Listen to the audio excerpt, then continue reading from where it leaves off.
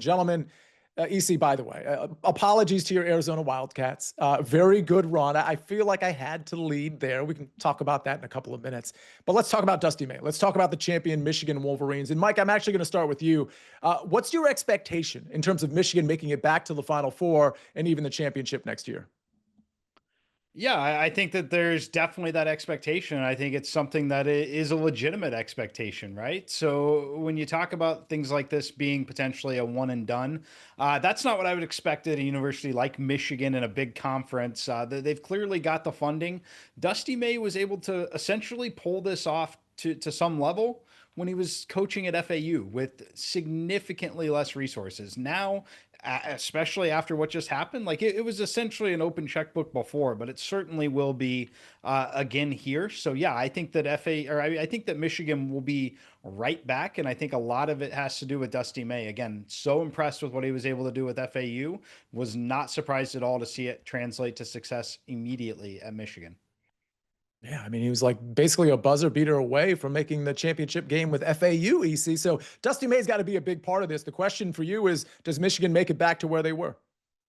Oh yeah, Sia. I mean, the guy's a top 5 coach in the sport, and that's probably low to say that. Probably second or third. We'll talk more about that later on. Listen, the Final Four is in Detroit next year. Michigan winning back to back, cementing Dusty May as an all-time legend. Basically within a couple hours, if that, from campus. He's a great coach, and Michigan may bring back potentially 4 starters from this year's team. Michigan will be back next year, sadly. Let's talk about another team that in EC's mind will sadly be back, at least in the conversation, and that's Duke. They are plus 800, Mike, to win it all next year. I want to get your thoughts there because I don't know that we can qualify this as a trend necessarily, but 2 straight tournaments with questionable exits, maybe a little bit of bad luck, maybe a little bit of bad coaching. I'm not 100% sure. What's your expectation for Duke next year? Much of the same, really. Like, I'm not going to say I like them to be the true favorite to go win the title, but they're certainly in the conversation, and I think they really will be every year, right? You look at the landscape across college basketball, not difficult for them to recruit, not difficult for them to raise the funding that's needed to compete. And I do, while you can point to coaching for maybe one of the early exits, in my opinion, I think they're still an incredibly well-coached group, and I do think that they will be back and a serious title contender essentially every year for the next decade. EC, it's been a good recruiting season like it always is with Duke, right? See ya. If anybody is playing 8-1 odds on Duke at this point without knowing rosters, they need their heads checked. Seriously, you're going to put down a whole year at 8-1 at this point without knowing who's going to be on the team? Listen, they have 3 top 15 guys coming in. They are going to have another really good team. But John Shire in the tournament. I mean, do we really need to get in? Do we need to talk about this right now? Like, they lose to NC State. They had that meltdown last year, and then they had an extreme meltdown against Yukon. I wouldn't play Duke at 18-1, much less 8-1. I'm serious.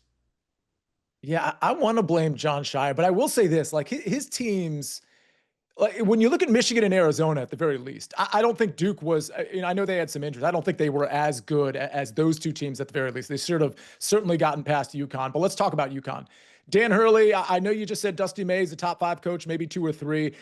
EC, I assume where you were headed with that was that Dan Hurley's the best coach in the country. Yukon is 15-1 to win it all. So your thoughts on Dan Hurley and your thoughts on Yukon next year? First of all, I can't advocate betting anyone at this point because you don't know who's going to be on the team, Sia.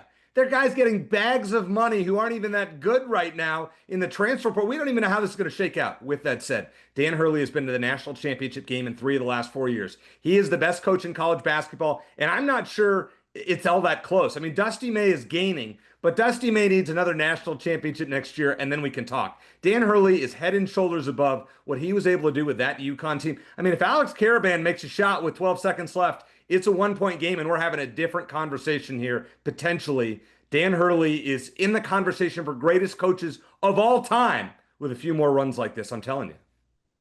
You're right about, I mean, Yukon played really well, and you're right. They were very close to making that game extremely touchy for Dusty May and company. Mike, your thoughts on Dusty May in Michigan next year?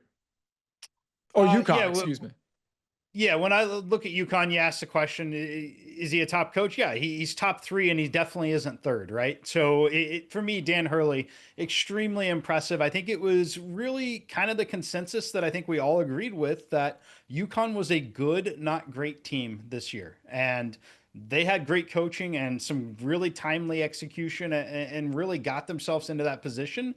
They overperformed with the group that they had, in my opinion, which is almost always a sign of a fantastic coaching staff. That's exactly what Hurley is and what Hurley has assembled. I want to give a lot of the credit to him individually, but I also do want to recognize the coaching staff as a whole, because it does take more than just that individual person there. Very impressed with the Yukon coaching staff in general, and I do think that they'll continue to be back and basically be a top 10 team for some time to come. Quality shout out to the staffs of these great organizations. Mike, real quick, rapid fire, because, EC's right. Maybe we're not necessarily putting money down on teams, but if I gave you $100 and I said, Mike, you got to bet it right now, who's the team you're putting your money on for next year? Kansas Jayhawks. I think it's buy low time on Bill Self. And I like the recruiting class coming in. I know we don't know all of it yet. I do like Bardwell. I think it'll be a much better experience than Peterson was this past year. So without knowing anything else, I'll take a longer shot on Kansas. EC. See, I'm going to see Tommy Lloyd at an event today in the Arizona basketball team. I'll make sure to give him your regards and mention the word soft. Just kidding. Michigan at 11-1. That's where I'm sticking with, especially if they bring back 4 of their starters next year. Yeah, I don't hate that number at 11-1, but I don't know that I'm necessarily throwing 100 on it, but I like Michigan. I think Kansas is very sneaky. Mike, EC, thank you very much. Really